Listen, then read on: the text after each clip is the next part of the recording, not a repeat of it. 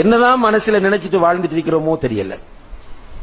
இந்த தொழாம வாழ்ற சகோதரர்கள் மனதில் எதை நினைத்து என்ன நினைக்கிறாங்க என்று உண்மையாக அவர்களே ஒரு நேரம் மீட்டி பார்க்க வேண்டும். நான் தொழாம வாழ்றேனே, நான் என்ன நினைச்சிட்டு இருக்கிறேன்? அல்லாஹ் இல்லையா? குர்ஆன் ஹதீஸ் பொய்யா? மௌத் என்பது பொய்யா? கபருடைய வாழ்க்கையை நான் ஈமான் கொள்ளவில்லையா? மறுமையிலே அல்லாஹ் என்னிடம் முதலாவது கேட்க போகிற கேள்வி தொழுகை தொழுகை என்று சொல்கிறார்களே, இது பொய்யா? தொழாதவர்களுக்கு அல்லாஹ் சக்கர் என்ற நரகத்தை தயார் செய்து வைத்திருக்கிறானே, இது பொய்யா? கொஞ்சம் யோசிச்சு பார்த்தாங்கன்னால் அவர்களுக்கே அவர்கள் செய்யக்கூடிய அசிங்கம் புரியும்.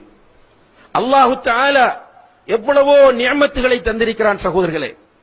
அல்லாஹ் தந்திருக்கிற நிஅமத்துகளை எண்ண ஆரம்பித்தால் நம்மால் எண்ணி முடிக்க முடியாத அளவு நம்முடைய சொந்த வாழ்க்கையில் அல்லாஹ் நிறைய நிஅமத்துகளை தந்திருக்கிறான். தேவண்ட உட்கார்ந்து பட்டியல் போட்டு பாருங்கள். உங்களோட 2 கண்ணும் கெட்டு போகும்போது கண்ணின் பெருமதி உங்களுக்கு புரியும். உங்களுடைய 2 கிட்னிகளும் பழுதாகும் போது அல்லாஹ் தந்திருக்கிற கிட்னியின் பெருமதி உங்களுக்கு புரியும். ஏதாவது ஒரு இடத்தில் எலும்பிலோ சதையிலோ எங்காவது ஒரு இடத்திலே கேன்சர் என்று ஒரு நோய் உண்டாகும் போது அந்த ஆரோக்கியமான நிஅமத்தின் பெருமதி நமக்கு புரியும். அல்லாஹு தஆலா தந்திருக்கிற நிஅமத்துகளை எல்லாம் அனுபவித்துக் கொண்டு ஒரு நண்பன் உங்களிடத்தில் சில உதவிகளை வாங்குகிறான். அந்த நண்பன் ஒரு கட்டத்தில் உங்களுக்கு ஒரு பிரதிபகாரம் செய்ய தவறும் போது நன்றி கெட்டவன் என்று அவனையும், நீங்கள் ஒருவனுக்கு ஓட் போடுகிறீர்கள், அந்த ஓட் போட்ட அவன் உங்களுக்கு சேவை செய்யாத போது அவனை நன்றி கெட்டவன் என்று திட்டுகிற நீங்கள், உங்களுடைய மனைவியை நன்றி கெட்டவள் என்று திட்டுகிற நீங்கள், உங்களுடைய ரப்புக்கு நன்றி உடையவர்களாக இருக்கிறீர்களா கெட்டவர்களாக இருக்கிறீர்களா என்று தொழாதவர்கள் கொஞ்சம் யோசித்து பாருங்கள். கண்ணியத்திற்குரிய சகோதரர்களே, தொழாதவர்களுடைய நிலை மறுமையிலே மிக பயங்கரமானது. தொழக்கூடியவனுக்கே அல்லாஹ் வயல் என்ற நரகம் என்று சொல்கிறான். நல்லா யோசிச்சு பாருங்க. ஃபவைலுல் லில் முஸல்லீன் அல்லதீன ஹும் அன் ஸலாத்திஹிம் சாஹூன் அல்லதீன ஹும் யுராஊன். தொழுது கொண்டு தொழுகையிலே பொடுபோக்காக இருக்கிறவர்கள், மற்றவர்களுக்கு காட்டுவர்களாக தொழுகிறவர்களுக்கு வயல் என்ற நரகம் என்றால் தொழாதவனுடைய நிலையை கொஞ்சம் யோசித்து பாருங்கள். ரசூல் ஸல்லல்லாஹு அலைஹி வஸல்லம் அவர்களுடைய காலத்தில் ஒரு கூட்டம் இருந்தார்கள், மிக டேஞ்சரான கூட்டம். ரசூல் ஸல்லல்லாஹு அலைஹி வஸல்லம் அவர்களுக்கு நிம்மதியை கெடுத்த கூட்டம். உங்களுக்கு தெரியும் அவர்கள் யார் என்று? ரசூலுல்லாஹி அலைஹி வஸல்லம் அவருடைய மனைவியின் மீது களங்கத்தை உண்டாக்கிய அந்த கூட்டம். ரசூலுல்லாஹி அலைஹி வஸல்லம் அவர்கள் வெளியூருக்கு போயிருந்த நேரத்திலே அவர்களுக்கு சதி செய்வதற்காக ஒரு பள்ளிவாசலை அமைத்த கூட்டம். யார் அவர்கள்? முனாஃபிக்குகள். இந்த முனாஃபிக்குகளை பற்றி அல்லாஹ் குர்ஆனில் சொல்லும்போது ஃபி தர்கில் அஸ்பலி மினன் நார், நரகத்தின் அடித்தட்டில் அவர்கள் இருப்பார்கள் என்று அல்லாஹ் சொல்கிறான். நரகத்தின் அடித்தட்டில், அதாவது காபிர்களை விட கேவலமானவங்க முனாஃபிக்குகள். கண்ணியத்திற்குரிய சகோதரர்களே, இந்த முனாஃபிக்குகளும் ரசூல் ஸல்லல்லாஹு அலைஹி வஸல்லம் உடைய காலத்தில் தொழுதார். கொஞ்சம் யோசிச்சு பாருங்க, தொழாதவர்கள். நீங்க அந்த முனாஃபிக்கை விட மோசமானவர்களா? முனாஃபிக்கை விட நன்றி கெட்ட கேவலமான கூட்டமா?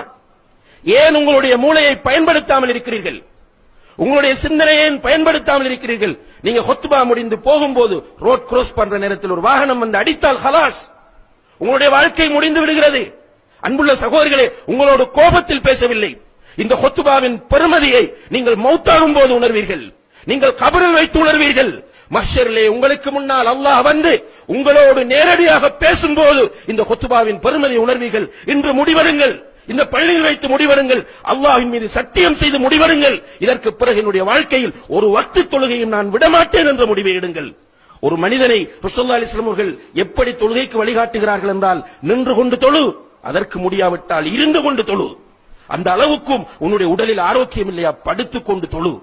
அதற்கு முன்னால் முடியாவிட்டால் கண்களால் சைக்கிளை செய்தாவது தொழு. தொழுகை விட முடியாது சகோதரர்களே. ஊரில் இருந்தாலும் தொழ வேண்டும், பயணத்தில் இருந்தாலும் தொழ வேண்டும்.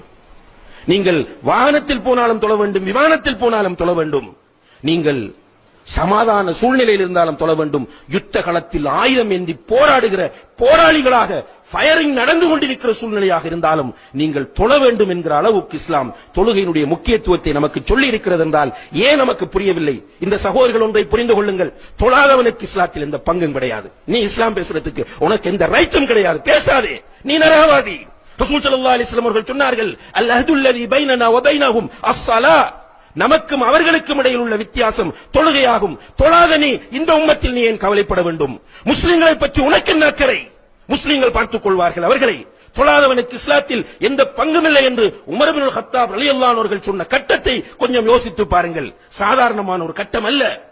உமர் ரலியல்லாஹு அன்ஹு அவர்கள் ஹிஜ்ரி 23வது ஆண்டு அவர்கள் கலீஃபாவாக இருக்கும்போது இமாமத் செய்வதற்காக சுபஹுடைய நேரத்திலே முன்னால் செல்கிறார்கள். சஃப்களை ஒழுங்குபடுத்தி விட்டு தக்பீர் கட்டும் போது பின்னால் இருந்த ஒருவன் சரமாரியாக அவர்களுடைய முதுகிலே ஒரு கூரிய ஆயுதத்தினால் குத்துகிறான். 6-7 தடவைகள் முதுகிலே குத்து விழுந்து விட்டது. உமர் ரலியல்லாஹு அன்ஹு அவர்கள் கீழே விழப்போகிறார்கள். இமாம் தக்பீர் கட்டி நின்ற இமாம் கீழே விழப்போகிறார்கள். பின்னால் இருந்த அப்துர் ரஹ்மான் இப்னு அவுஃப் ரலியல்லாஹு அன்ஹு கையை பிடித்து முன்னாலே இழுத்து விட்டார்கள் இமாமத் செய்யுமாறு. மக்கள் அவர்களை தூக்கிக் கொண்டு செல்கிறார்கள். வீட்டில் வைத்து அவசர சிகிச்சை நடக்கிறது. அவசர சிகிச்சை நடந்து கொண்டிருக்கும் போது மயக்கம், அவங்க யாதில்லை. உமர் ரலியல்லாஹு அன்ஹு அவர்கள் கண் விழித்து பார்க்கிறார்கள். நிறைய சஹாபாக்கள் சூழ்ந்து கொண்டிருக்கிறார்கள். அந்த நேரத்திலே முதலாவது கண்ணை திறந்தவுடனே அமீருல் முஃமினீன் ஹலீஃபா ஜனாதிபதி ஃபர்ஸ்டா கண்ணை திறக்கிறார் மயக்கத்திலிருந்து. என்ன பேசணும், அவருக்கு என்ன சொல்லணும்? இப்னு அப்பாஸ் ரலியல்லாஹு அன்ஹுமா பக்கத்தில் இருந்து அவரை பார்த்து சொன்னார்கள், அமீருல் முஃமினீனே, நீங்கள் இன்னும் சுபஹு தொழவில்லை என்றார். அல்லாஹ் அக்பர். உமர் ரலியல்லாஹு அன்ஹு அவர்கள் நான் இருக்கிற நிலை என்ன என்று டென்ஷன் ஆகல. அவங்க கேட்டாங்க, மக்கள் தொழுதுட்டாங்களான்னு கேட்டாங்க. கேட்டுட்டு தயமும் செய்து உடம்பிலிருந்து இரத்தம் ஓடக்கூடிய நிலையில் சுபஹு தொழுகையை நிறைவேற்றி விட்டு சொன்னார்கள், லா ஹவ்வ ஃபில் இஸ்லாமி லிமன் தரக்கஸ் ஸலா, தொழுகையை விட்டவனுக்கு இஸ்லாத்தில் எந்த பங்கும் கிடையாது என்றார்கள்.